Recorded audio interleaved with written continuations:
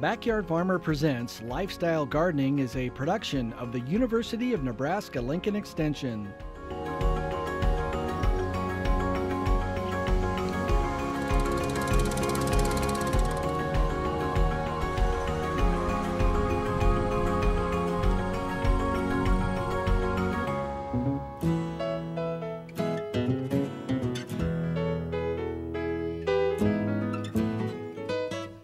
Hello again and welcome to Lifestyle Gardening. I'm Kim Todd and I'll be your host for the next half hour of Good Gardening. Today we have features about making and incorporating compost into your garden soil, as well as focusing on safe snow removal. First, we'd like to turn your attention to one of the most versatile shrubs in the garden. No matter what situation you may have in your landscape, there's probably a viburnum that would be happy to grow there. Viburnums offer attractive and textured foliage, and many of them have fragrant and very vibrant blooms. Let's take a minute to check out our first feature on early blooming viburnums.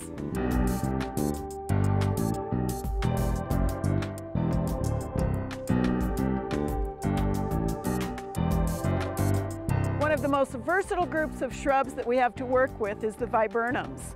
And although they don't come in very small packages, they do come in an array of sizes, shapes, forms, pink and white flowers, some that hold their foliage through the winter, others that have incredible fragrance, and even some that will either live in moist conditions or in a parking lot. We have a handful of varieties and species of viburnums that are early flowering. The early flowering ones also have an incredible fragrance, really rivaling the lilacs and smelling a bit more like cloves. That list includes Judd Viburnum, Carlesii or Korean Spice Viburnum, and the Birkwood hybrids, most of which are rounded shrubs. They require little if any pruning. Their opposite foliage can be either kind of a gray-green or semi-evergreen in the case of the Birkwood hybrids. They do set their buds on previous year's woods, so you will see those flower buds sitting on the plants over the entire winter months, which means that if you really do need to do a little bit of pruning or shaping on them, the time to do that is within the month following flowering. You can see from this particular viburnum why we talk about the snowball form of the flowers. They also come in what's called lace cap. The other thing you can notice about this shrub is it is big, beautiful. It's old. It's probably almost 25 years old. It's on the west side of a building in full sun and actually isn't even missing a beat. Again, smells so good you can hardly stand to be in it. As we move a little bit later into the season, we encounter some of the viburnums that also bloom later. This one is not for the faint of heart nor sites that are really, really difficult, but it is a beautiful, beautiful viburnum. This is Doublefile, and what it does is it creates layers in the landscape, almost horizontal branches. The leaves are still opposite. They have these gorgeous veins in them, but the really cool thing about it is the flower clusters are paired, and they're on the upper surfaces of the branches. And what happens is as they open, the sterile flowers emerge first, and they are the showy ones. And then we have the interior flowers, which are the fertile flowers. They almost look like a flight of butterflies in the landscape. This one is a viburnum that needs a little bit of shade and a little bit of protection. It's pretty large, but there are also some smaller cultivars. Just look at the incredible size and form of this leatherleaf viburnum. The cultivars Allegheny and Willowwood are also leatherleafs. They get their name because the foliage is thick and actually tends to hang on the plant into the winter months in most seasons. You can actually still see some of the older foliage as the new foliage pushes. Unlike the Doublefile Viburnum, the flowers on this one are very small and in, again, a terminal cluster. Unfortunately, they're also a viburnum that really doesn't smell very good. But just imagine a space where you need a single shrub with great oomph. This one is 25 or 30 years old. It fills up a space that is about 15 feet across and 10 to 12 feet tall. This is a viburnum that takes a remarkably tough environment as well as part to full shade. Blackhaw Viburnum and Rusty Viburnum are really closely related, and they also provide that mid-season interest or mid-spring interest for the viburnums in a different package entirely. They have smaller, glossy foliage. They also have interesting bark. They have profusely borne small flowers of clusters on the ends of the branches, followed by very beautiful, interesting, and edible, at least if you're a bird, fruit. Another good thing about these viburnums is that they get very large, but they don't sucker from the base, so you can actually manage them as though they were small tree forms. That is one of the things about some of the viburnums that makes them a little difficult to use in the landscape. These, on the other hand, if you want them to be a multi-stem or a two-stem or a three-stem, you can easily keep them that way. A final viburnum on our mid-season or mid-spring blooming list is Wayfaring tree, which is a very, very tough plant. It's almost a parking lot edge plant and can be very effectively used that way. It has a bold, rounded form. The leaves are reminiscent of those of the Leatherleaf Viburnum, although they're smaller. The flowers appear again in those clusters that are sort of a creamy white with no sterile flowers. The fruit is very dramatic, turning from green to red to black in a very short period of time. It is beloved by the birds. One called Mohican will take just about anything that you dish out in the landscape. There are plenty of great viburnum options for a variety of landscape conditions. Their versatility makes them the perfect choice for a privacy border or a backdrop to any garden setting. Another great thing about them is you can pick any one of these early or mid-season spring blooming varieties, and in a future show we'll feature more viburnums that come alive later in the season. For years we've preached about incorporating compost into your garden soils. Compost is referred to as black gold because as it breaks down it adds precious organic matter to your soil, something your vegetable garden and your flower beds need for your plants to thrive. For our second feature, Sarah Browning will show us one way to make your own compost.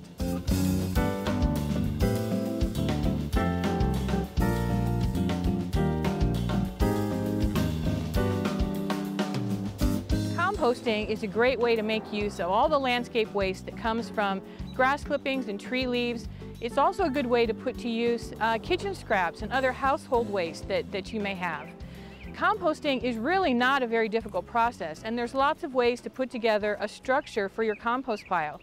We're going to show you some different types of common compost piles and how to create a structure and get you started on composting in your own landscape. A couple important things to keep in mind when you're creating your compost pile is that you want to have a structure that has a minimum size of about 3 feet by 3 feet by 3 feet and a maximum size of about 5 by 5 by 5. Now the reason for this, if you make a pile that's smaller than 3 cubed, you're going to find that material will not get hot enough for your compost to proceed as quickly as you might like. But if you go over 5.5 feet by 5 by 5, you have trouble getting oxygen into the center of the pile, and that could lead to anaerobic decomposition, which results in methane gas and bad smells, which nobody wants in their landscape. Now you can either create a structure for your compost, and there's lots of different structures. You can make it a simple one out of concrete block. You can build many different types of wooden structures, and there's great plans that are available on the web to help you build your compost structure. Or you can build a freestanding compost pile. Neither one really does better than the other as long as you follow those size restrictions. You also need to keep in mind for your compost pile that you need a good combination of green materials, which are high in nitrogen, and brown materials, which are high in carbon. Now in the summertime, quite often we have a lot of grass clippings that are available for use in the compost pile, which would be a high nitrogen or a green material. Something like tree leaves that come off the trees in the fall will qualify very well as a high carbon material.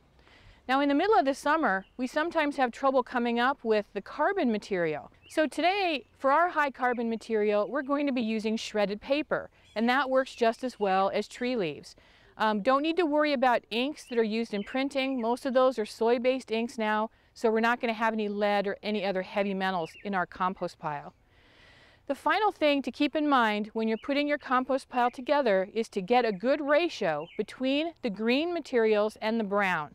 We want to hit ideally about a ratio of 1 part nitrogen materials to 30 parts carbon, so about a 1:30 ratio. One easy way to reach that ideal ratio using grass clippings and our shredded paper is to start with a layer of shredded paper that's about 4 to 6 inches deep. Then on top of that, we're going to put a layer of grass clippings that are about 3 inches deep. On top of that, we're going to add an inch of compost, finished compost, or you could also use topsoil. And the compost or the topsoil is going to add all the bacteria and fungi that you need to create that good decomposition environment within your compost pile.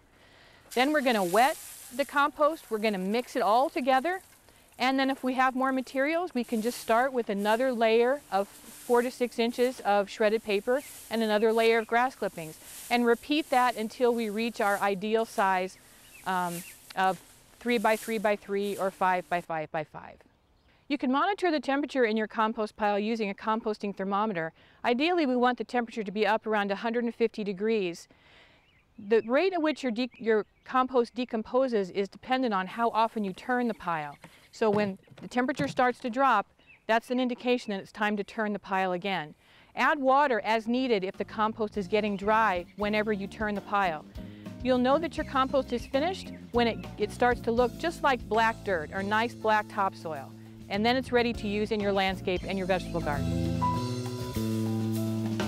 Good gardeners know a compost pile is a standard requirement for rich garden soil.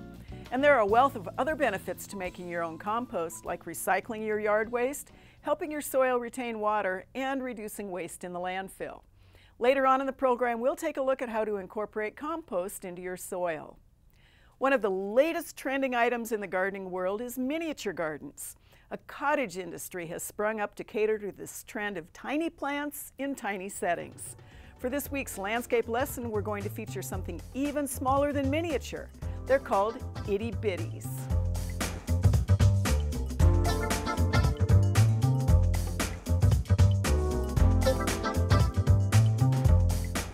Miniature gardens have been popular for a number of years, with such things in them as tiny little plants, waterfalls, pieces of furniture.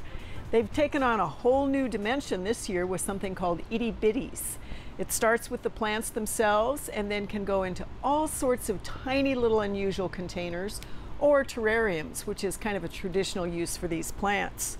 The fun thing about them is it can be exactly the same plants that you might grow in a big landscape setting, obviously a house plant or a succulent garden, just like you can see here, but you put them in a tiny little pot and miniaturize them. The combinations can be spectacular. Most of them are foliage plants. The containers can be everything from an open-faced terrarium bowl, which is typically something you might use for plants that need a little bit more sun, to a bottle with even a cork in it, and you just take that cork out often enough to allow air to get in. And if you need to, put in a little eyedropper of water. A couple of things to keep in mind when choosing itty-bitties. First off, you are going to want to plant them, if they're going to be together, in a situation where all the plants have the same requirements. Usually in the bottom of the container we put a little layer of kind of a moss or a low quality charcoal or even little bits and pieces of gravel that will help with the moisture. Then do a bit of soil if in fact the plants need that soil. Tuck them in there, put them in the right amount of light, sit back and enjoy. The plants themselves may need a little bit of pruning once in a while because again they can get large if you don't pay attention to them or if you put them in a bigger container, but you can combine all sorts of colors of foliage, differences in texture, differences in form, everything ranging from true succulents to things like even the tiny little sedums. Putting those combinations together in containers also including test tubes as an example, or tiny little bottles, lining them up on a shelf, enjoying them even as a pendant around your neck. So enjoy the itty-bitties, go out and find exactly the kind of container you want and the plants. Experiment with something that lets you do green and growing without having to spend a lot of money. The concepts of form, color, and texture that apply to the tall trees, shrubs, and ornamentals around your home also work for choosing the miniature itty-bitty plants. It's really all about having fun, using your creativity, and making something that you can enjoy all season long. If you live in the Great Plains, you're going to have to deal with that occasional snowstorm. Removing the snow from your sidewalks and driveways are a part of every Nebraskan's life. As always, there's a right way to do this and try to reduce the risk of injuring yourself. So we talked to UNL Landscape Services Manager Jeff Culbertson to give us some tips on how to shovel snow safely.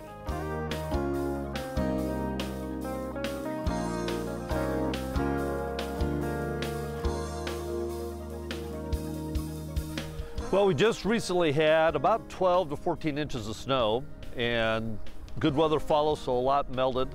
But I'm sure we'll have more as we go through this season and in next year as well. So snow is one of those realities of wintertime in Nebraska.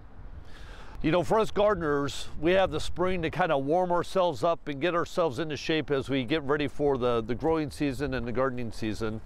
Snow is kind of here in an instant, so it's hard to get yourself physically prepared for it, and it can be a physically daunting task for some of us. A couple of things to think about before you get out there to do some snow scooping.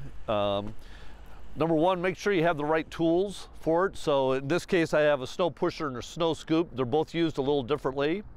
Make sure you have proper clothes. You know, I advise folks not to overdress for it. It's kind of an athletic event. I think sometimes people can wear too many clothes and have some problems as far as constricting their breathing and that sort of thing. So make sure you're protected, but don't overdo it. You're gonna build up a sweat if you're overdressed. Take your time, take breaks. Take off a chunk at a time. Don't try to do the whole thing at once. One of the things that we try to do here on campus is as the snow comes down is we try to take it off a little bit at a time. We don't wait for all 12 inches to arrive and then try to move it all at once. We'll try to take it off in portions so that way it's easier on us physically and on our tools and equipment as well. So that's something to think about as well, as don't allow the storm to wrap up. Go out there and kind of get it midway to help make your work a little easier for you. Make sure you're hydrated as well. One thing about working outside we don't think about, you're cold, so you're not thinking about drinking, and if you're doing this for very long, you're gonna have to take water breaks and to be able to keep yourself going through the whole thing. Now, a couple things to think about. The snow pusher is something that we would use again to prevent back injuries. You know, we're not lifting with the snow, we're pushing it off. We always want to make sure that we try to push things to the lowest point so that way you don't have snow melting across your driveway, across your sidewalk. That'll also help. You know, we think about salt and potential damage to our lawns and our landscape.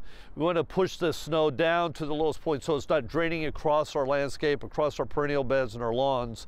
So if we do have salt mixed in, which we will, just between our cars, dragging it into our driveway and into our garage, that'll help prevent some of that potential damage we might have from the salt and the brine that were used on our streets to help melt things.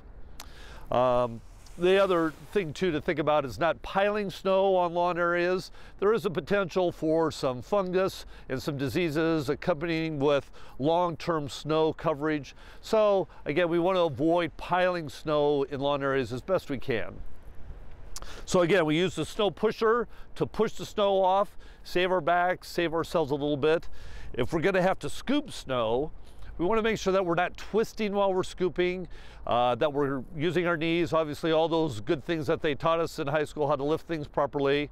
So we want to pick the snow up, carry it to the place and deposit it versus throwing or twisting or turning. That's really a lot of times how we end up injuring ourselves, is twisting and turning with a heavy weight and trying to throw something and we're just not ready for it.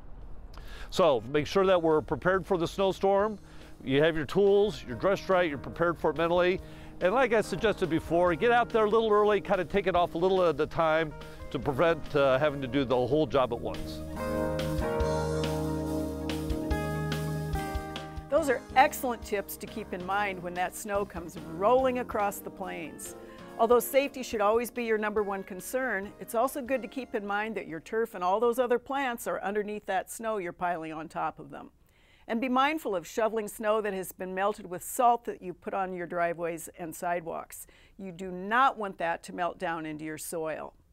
It's time to take a few minutes to answer some of your questions, and we're still accepting your emails at the address byf@unl.edu. Our first question comes from an Omaha viewer, pretty timely, and any of you who have broadleaf evergreens across the state, including things like boxwood and some of the hollies, we're seeing a lot of winter burn. What this particular viewer is seeing is some white tips on the ends of a boxwood. Oftentimes what that really indicates is that plant has been pruned or sheared a little bit too late in the fall of the year. What that does is that causes the shrub to put on some new growth, and especially given that we had really bad conditions in November of the year, that has actually burned and frozen off. So all that white foliage will really probably not regenerate. The follow-up question to that is always, what happens next? We don't recommend pruning any of that off until well into spring, because if we get a late freeze, you could have exactly the same thing happen again. And I've got in my hand, in addition to the picture, a little bit of the winter desiccation, which is dead, and a little bit of the foliage, which is still alive, and also has on it some of the kind of interesting seed pods that occur on boxwood. We have a second question that is from a viewer in the Hastings area, and they're wondering about restoring a big hedge that was apparently pruned at exactly the same point in the plant over and over and over again. And in the picture they sent, you can see kind of a single stem and then all sorts of twigs on it, and then a lot of stems growing up out of the top. Unfortunately, it's going to take a number of years to restore that effectively. What you're going to want to do is go in and do some pruning cuts below the great big dense sections of the shrub, and do that in kind of a feathered way. So cut high, cut low. Don't take off much of the foliage the first year because you're really going to stress those plants. Second year, take some of the stems you did not cut previously. Third year, same thing, and you may be able to restore that. And then really deliberately don't go into a hedge and start shearing the top off. Especially with flowering shrubs, they are not going to produce flowers down on that wood that doesn't have good side branches. So you're really going to lose the flowering effect if this is a flowering shrub.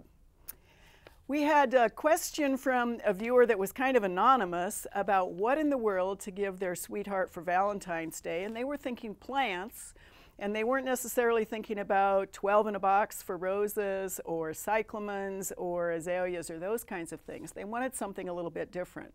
So this is pretty timely because of our segment on itty bitties. This would happen to be a box of Valentine chocolates, only it's not chocolates. Each one of those little cups that would have a chocolate in it has instead a little tiny succulent plant.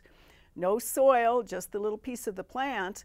And the interesting thing about succulents used in a situation like this is they're going to survive and look pretty good for a long time. That whoever is the great recipient of this box of chocolates can then put them in the soil, get them established, especially if it's in a sunny, hot, dry location, and have their own very growing box of chocolates next year. This seems to be the time of year for pruning questions. This is a question from the Kearney area about a crabapple that has clearly outgrown its space and probably been a little bit neglected. You can see in the image a lot of crossing branches, a lot of branches rubbing on one another, some shoots that are pointing back into the interior of the plant, some of the shoots that are pointing down. So one of the things about pruning a very early spring flowering plant like a crabapple or redbud would be another example if you live in a location where they actually are growing instead of dead. If you prune too much off, you're going to prune off the flower buds because those buds were set in the previous season. So in the instance of this crabapple, you could take out some of the crossing branches, some of the clearly the rubbing branches, sacrifice some of the flowering to be able to bring that plant back into good health. We never want to remove more than a third of the foliage at any given time, and particularly with something that shoots a lot of adventitious shoots or epicormic sprouts like crabapple does. Less is more, and then you take more time to be able to do that over the coming years. Earlier in the show, we gave you some good tips on making your own compost. Last fall, we took our cameras over to the Backyard Farmer Garden to incorporate some of the compost we've been making into our garden soil. Here's Extension Master Gardener John CARIOTTO to tell us more.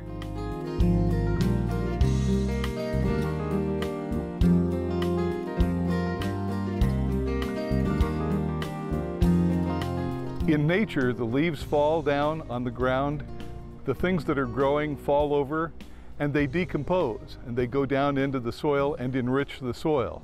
What we're doing is the same sort of thing. In the fall, when the crops are through, we take them out, and we enrich the soil by adding the organic matter so the microbes can work on that over the winter, and the freeze-thaw cycle can take all of that and mold it together and break down any clumps in the soil. The decomposed matter will work better. The truth is that at one time I didn't have any compost and added some leaves that had just fallen from the trees, and that actually worked pretty well. So any kind of organic matter that can go into the soil is really terrific. It's best if it goes into the winter with some moisture in the soil so that the freeze-thaw cycle will work better. If we get some moisture in the winter, rains, snows, sleet, that's always beneficial for the process of breaking down the clumps in the soil. The first step is to clear off the growth from the summer from your garden bed. And then we need to turn it over with the shovel. Use either the ball of your foot or the heel of your foot to hit the shovel, not the arch. The heel of your foot will give you better leverage, and don't try to take big bites out of the soil. There is no benefit to the garden by trying to turn over a 25-pound clod of dirt, and you'll just hurt your back. So take a small bite and turn it over, and after we get a section turned over, we're going to add the compost on top. It has been turned and the compost is on top. We're done. We can water it in if it's dry, but if we have moisture in the soil, as we do right now, we're fine. We just leave it and let nature take its course over the winter. In the spring, we'll probably run a rototiller over it and blend everything together and loosen the soil for the planting. It's a fairly simple procedure, and this is the secret to the fabulous flowers that Parks and Rec raises at the Sunken Garden. They don't get special seeds, they don't use special fertilizer, they do the work to prepare the soil. Lincolnites have been working with them to prepare those planting beds every fall for the last 15 years. We've been doing it for years here at the Backyard Farmer Garden, and the garden is better each year because we have been doing it. This ground was underneath greenhouses and is not particularly fabulous soil, but it's becoming pretty darn good as we have been turning it over and adding the compost to it. As John said, everything starts with the soil. Adding seasoned compost to your garden soil is the best way to get that important organic matter and those beneficial organisms that your soil needs to support healthy plant growth. Thank you so much for joining us again for Lifestyle Gardening. Next time we'll feature more about viburnums, and we'll also take a look at tomato problems and solutions and show you some bulbs in bloom. We hope you'll join us again, so good morning, good gardening. Thanks for watching, and we'll see you all next time on Lifestyle Gardening.